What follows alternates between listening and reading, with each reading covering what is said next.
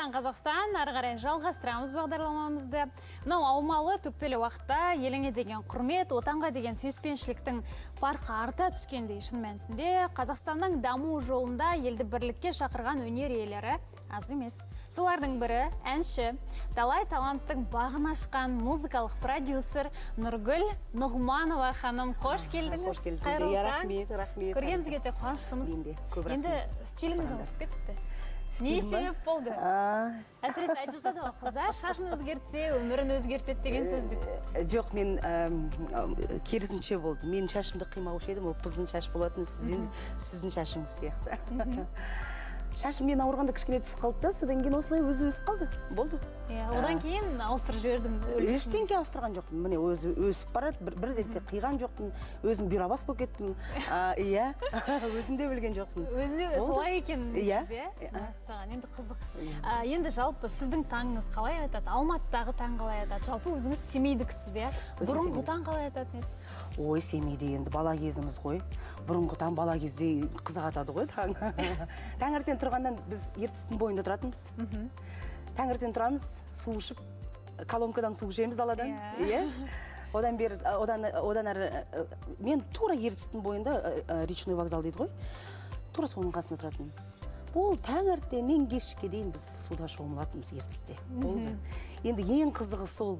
Енді есейгеннен кейін теплоходта неше түрлі музыка ойнайды, на теплоходе музыка деп оны жастар билейді, оған қарап, қызығып, қарайтынбыз. Енді болды.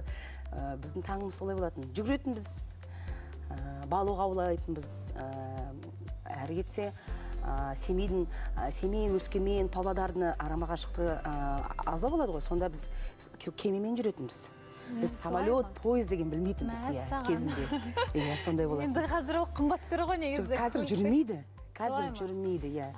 Қазір енді бұлай енді ертістің бойында бұлай жүретін шығар. Үлкен кеме емес, кішігірім деген сияқты. Қала бойынша қазір жоқ ондай. Енді Нұргүл ханым, жаңа ғана мен айттым, талай таланттың жұлдызын жақтыңыз деп айттым. Сіз енді музыкалық продюсерсіз, көптеген жобаларда, яғни сіз музыкалық продюсер болып қызмет атқарасыз. Жалпы қазір байқаулар азайды ма, көбейді ма, сапасы қандай? Жұмыс қалай болып жатыр? Жоқ, қазіргі байқаулар бар, көптеген жобалар ашылып жатыр. Қазір бұрын біз бір жоба ашылғанда қала бойынша жүгіріп, таланттарды іздеп, оларға үйретіп, әндерді беретінбіз, қандай ән айтасын, оның дауысын кішкене қойып деген сияқты. Қазіргі жобалар болса, жұлдыздармен конкурс болып кетті ғой. Сондай жобалар көбейіп кетті. Енді музыкалық продюсер болу өте қызық негізі. Мен өзім әртіс болғанмен кейінірек қой енді бір 10 жылдай дара тобында жұмыс істеп ән шырқадым да, содан кейін музыкалық продюсер болып кеттім. Өте қызық, өйткені закулисье дейді ғой, закулисьенің өмірі ерекше. Онда енді бәрін көріп отырасың. Содан кейін кімнің ән айталатынын, кімнің ән айталмайтынын білесің. Әр әртістің деген сияқты, әр жұлдыздың, әр баланың деген сияқты. Барлығын сахнаның артында тұрып біліп қоямыз дейсіз ғой. Бәрін біліп қоямыз. Негізі енді бұлай сізге қарағанда жалпы салмақты сияқтысыз ғой. Енді дегенмен сахна сыртында сіз басқаша сияқтысыз. Себебі бұған дәлел бір біздің дайындаған видеомыз бар. Қазір ұсынайық, көрейік сіздің қандай. Көрейікші, мен де көрейін.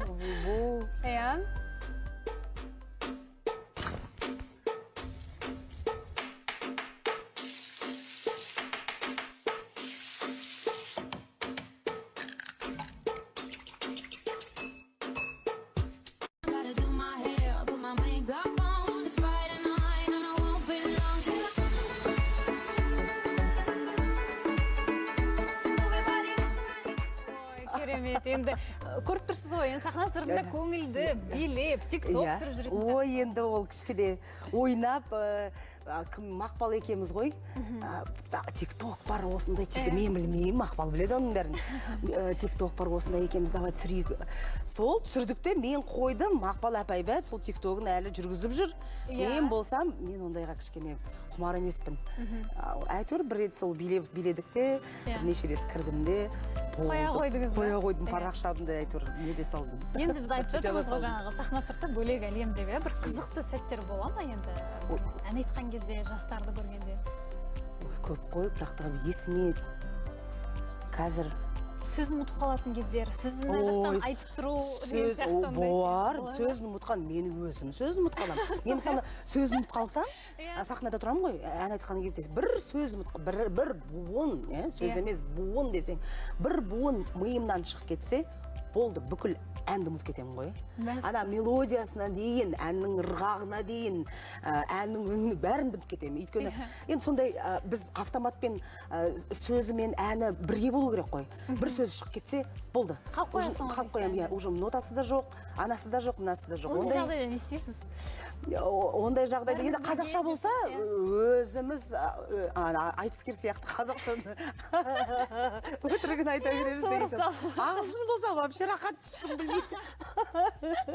Енді орысша болмасын, түсініп қалар деп тұрсыз. Орысша болса, енді орысшамыз сайрап тұр ғой, орысша сөздер көп. Енді шынымен де көңілді болып жатыр, сіз келіп, сіздің күлкіңізбен біздің студиямыз осылай жадырап жайнап тұр. Енді Нұргүл ханым міндетті түрде дауысыңызды естуіміз қажет. Қазір қолқа саламыз, қандай ән орындайсыз? Ұлы дала деген әнім. Мен бір үлкен сондай перерывым болған, енді арама ғашықтығы бірнеше жыл мен клип шығарған жоқпын. Сол музыкальный продюсер деп шауып жүгіріп өзімді ұмытып кеткен кездер болған.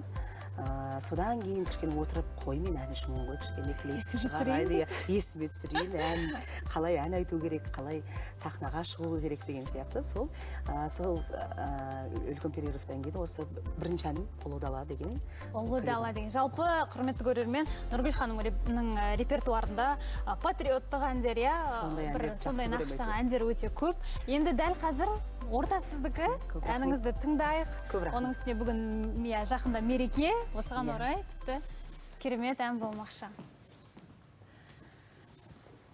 Құрметті көрермен, тыңдайық.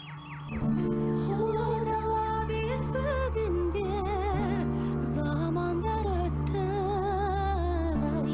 қырандар асып өткен асулардай, кеуде керіп айдалатын бақыт деген осы, сен мәңгілік көргендеші дымдай даридада.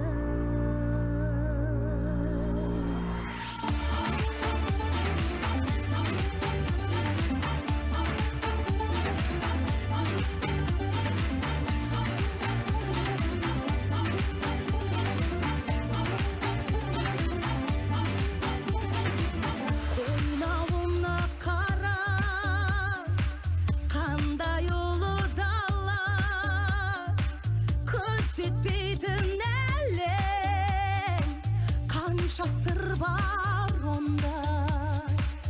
Аңыздарың тыңда, таңғаласың ба, бабалардың жазған тарихы бар бұнда. Ұлы дала бесігінде замандар өтті, қырандар асып өткен асулардай, кеуде керіп айдалатын бақыт деген осы, сен мәңгілік